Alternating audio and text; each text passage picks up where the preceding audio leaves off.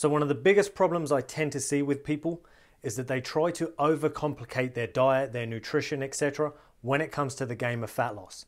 Now, when you do that, unfortunately, it can make fat loss seem challenging and sometimes almost like it's impossible for you. And of course, you don't want to do that because you want to stay motivated, you want to build momentum, and obviously you want to get results so that you can have a fit, lean, strong, and healthy body. But if you constantly try to overcomplicate nutrition, it's going to make it very difficult to stick to any nutritional changes that you try to make.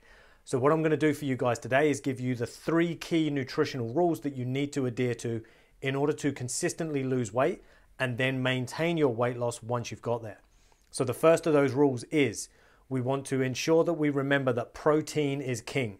So our protein intake of all the macronutrients, so obviously we've got proteins, fats, and carbs. Protein is number 1. It's the most important. Now, this isn't me saying go on a high protein diet. This is me saying make sure that each of your meals has an adequate amount of protein in order to help your body repair, hopefully from the training that you're going to be doing and from any of the general daily stresses that yourself and your body experience. So we want to have enough protein to make sure we're repairing, to make sure obviously the body's rebuilding. We want to maintain as much muscle mass as possible, especially if some of us need to reduce our calories slightly compared to what we're already or currently doing. So we want to keep the protein up because it will ensure that we burn more calories running our food from mouth to anus as well. So the more calories that we burn overall, the leaner we tend to be. So that's number 1. Protein is of most importance. It's the king. Now, good protein sources would be meat, fish, eggs, dairy, nuts, seeds, legumes, if you can tolerate them. And those would be the best sort of, or the best types of protein to go for. Where possible, go for animal proteins. And then, of course, after that, go for high quality plant-based proteins. Now, rule number 2 is if you want to lose fat, you must eat healthy fats. There's this kind of underlying bullshit, lie, rule, whatever, within our industry that kind of says, oh, if you want to lose fat, you've got to cut fats out or reduce fats or go fat-free and all this kind of shit, which is just simply not true.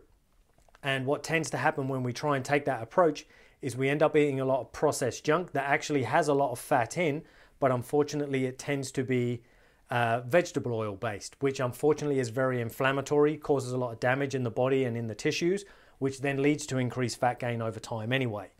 So what we want to do is eat healthy fats where possible in every single meal.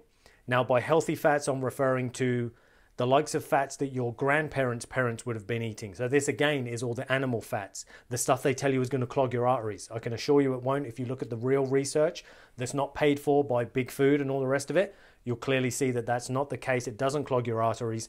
So we're talking about things like ideally organic lard, dripping, tallow, also, extra virgin coconut oil is a very good one. If you want to use olive oil, you can, but again, make sure it's ideally organic, extra virgin, and where possible, use it raw. You can use it for low temperature baking, but don't do any frying with olive oil. If you're gonna fry anything like that, you want to use the heavier fats because they can tolerate high temperatures and have a much higher smoking point before they become damaged and carcinogenic. And then the final of the 3 rules is to simply increase your fibrous vegetable intake and reduce your starchy carbohydrate intake. Now, this isn't like the be all and end all rule, as in some people can get away with more carbs than others.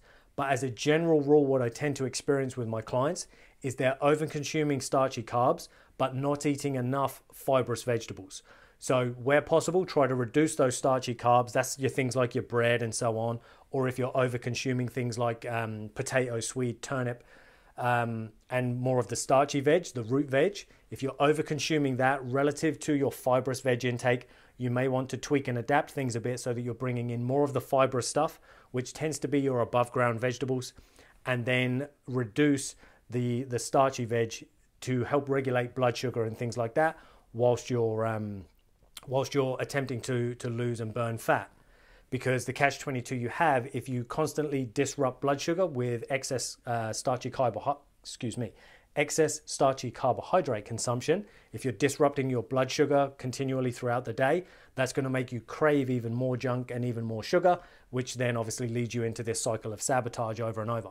So that's it, guys. It's those simple 3 rules. If you want to burn fat consistently and maintain it, we need to make sure that we prioritize protein intake, we make sure we're eating healthy fats at every meal, and we make sure that, generally speaking, we're having more fibrous veg relative to our starchy carbohydrate intake. Simple as that. If you stick to that, you will lose weight. Ideally, if you do it in conjunction with a decent exercise and sleep routine as well, then you'll get even better results. The results will be far more profound and far easier to maintain.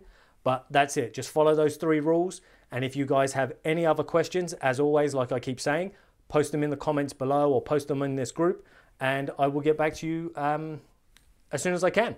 Take it easy, people. Thanks for watching, and I look forward to seeing you in the next video.